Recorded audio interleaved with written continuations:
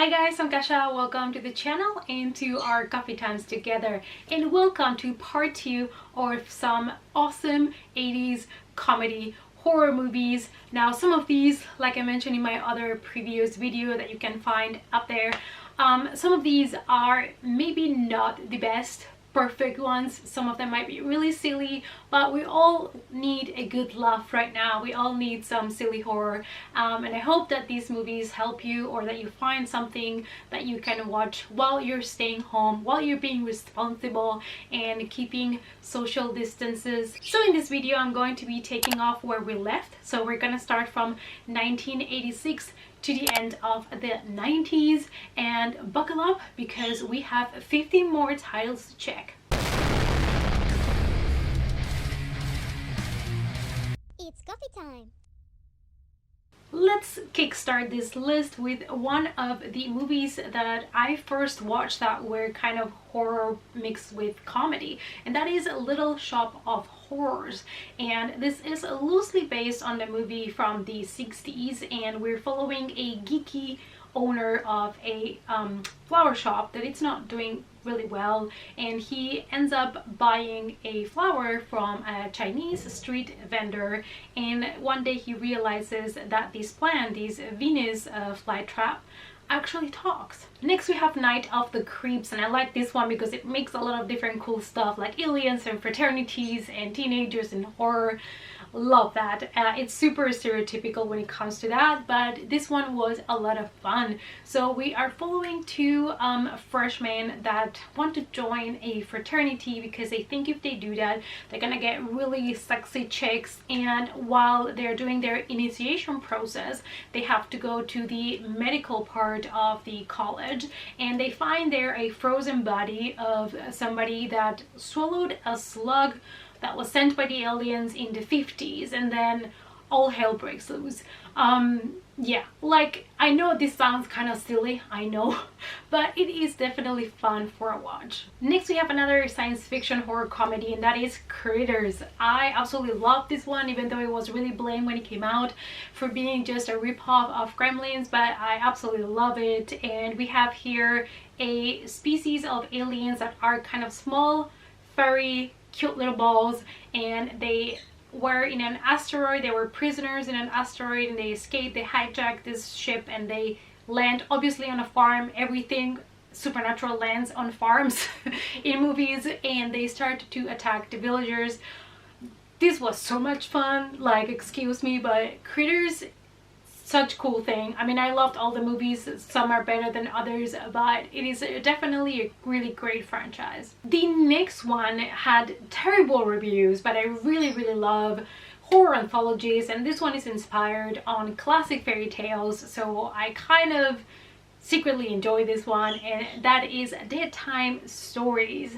And we have a tale of a medieval boy and a witch. We have a tale of a girl in red and a werewolf, and we have one where Goldilocks is a killer. So we are just taking, you know, the typical fairy tales and turning them into horror. I'm a sucker for that, and most of those adaptations are not good but I really enjoy them. We're moving to 1987, and we have Evil Dead 2. This is a sequel parody to the Evil Dead from 1981, directed by Sam Raimi, and this sequel was so good, and sequels are not always great, but this one did a brilliant job combining horror and comedy, and it was just fantastic. We follow obviously Ash Williams. He's in a recluded cabin in the woods hunting demons. Absolutely loved it. Lots of fun. Next we have the Monster Squad, and we have here Frankenstein's monster, the Gill Man, we have the Mummy, and we have Dracula, and they are searching for an amulet, and they end up in this city where a group of kids kind of have to face the monsters, and this is such a cult classic and one that I could rewatch anytime. Next we have Psychos in Love, and we have a bartender that is a little bit of a psychotic killer, and he meets the perfect match for him, which is this girl. She's a manicurist, and she also kind of loves gruesome murder, and they together kind of plot and decide to kill these naked dancer, this strip dancer. And yeah, that's where we take off on the story, and I haven't heard much people talking about this one. Now, It's not the best movie I've ever seen, but it is definitely worth a watch. From 1988, we have a movie from the makers of Basket Case, and that is Brain Damage. In this movie, we follow a teenager that has a very weird relationship with a centuries-old parasite that thrives on human brains. And this movie has been said that it might be a social kind of call for you know, drug dependency and the effects of drugs and, you know, substances.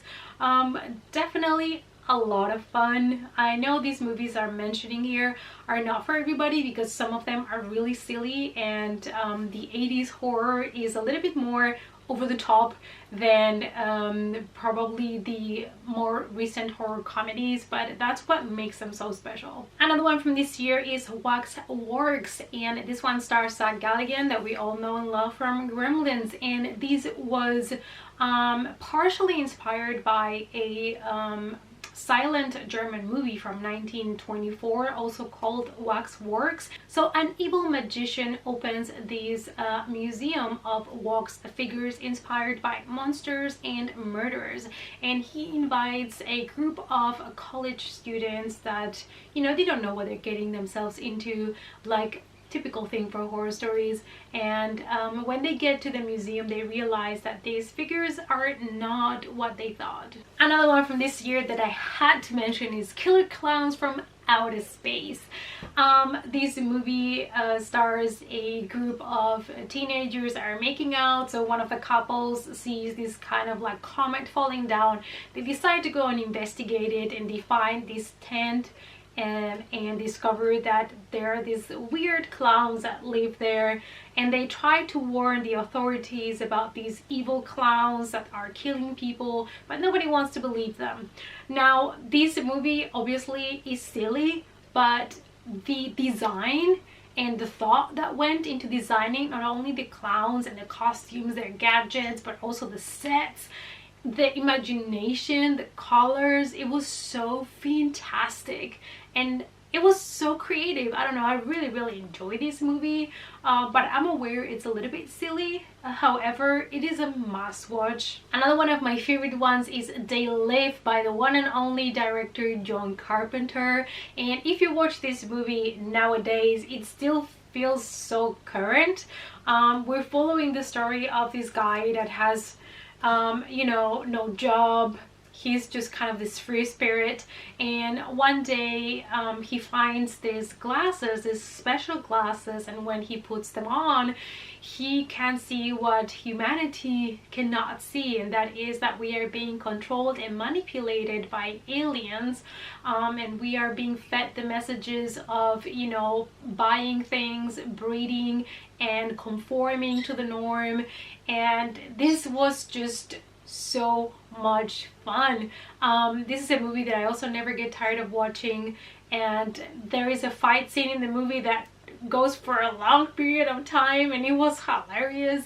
I don't know, I think it's a very underrated movie. I don't know if many people really love it, but I think it deserves all the love in this world. I did rewatch it recently, and I still love it as much, and I think it aged pretty well, and it gave us also one of the best lines in horror history. I have come here to chew bubblegum and kick ass. And I'm all out of bubblegum. Next we have Beetlejuice. I think this was not marked as horror in IMDb, but everything that Tim Burton touches, it's kind of like horror-esque. So this is directed obviously by Tim Burton, and it's one of my favorite movies by him. We are following a couple that is in this house to spend the summer, and while they go and make a trip to the town with a car and come back, they have a car crash and die, and so they end up being ghosts, and they go back to the house and they don't know that they are ghosts until another family moves into the house, and they're like, why the F can nobody see me? I think this is a classic and is so much fun. So if you have not watched this one yet, you should. I mean, all the practical effects might look a little bit dated, but it's still fantastic. Next we have Dead Heat, and this is kind of like a buddy cop action horror movie in which two LAPD detectives are trying to catch a band of criminals that are undead. Basically, somebody is turning people into undead and sending them to perform criminal crimes.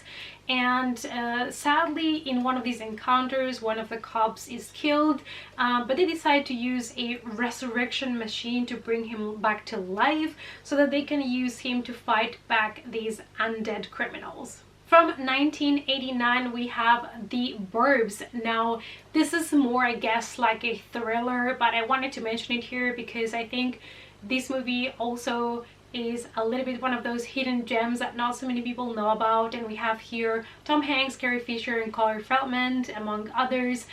And we're following a very typical thriller story in which we're in these suburbs, and the neighbors, one of them being Tom Hanks' character, starts to suspect that one of the new neighbors might be hiding something dark because they've seen him like strange noises come out of their basement, and they've seen him carrying a weird shaped bag outside of the house. They've seen him digging in the backyard while it was pouring rain. A lot of fun, really underrated movie, definitely a great watch. And let's close this list with a bang, and we have from 1989 Society. And this movie is body horror with comedy, and nobody that has watched this movie will ever forget. There are some images in this movie that you will always carry with you. I'm speaking specifically of a butt. If you've seen this movie, you know what I'm talking about. And we're following the story here of a teenager whose parents belong to the elite society. You know, he's a Beverly Hills teenager, and he starts to discover that his parents might be in a society that is way darker than he suspected. And we end up kind of having a movie that has the message of the rich literally eating the poor.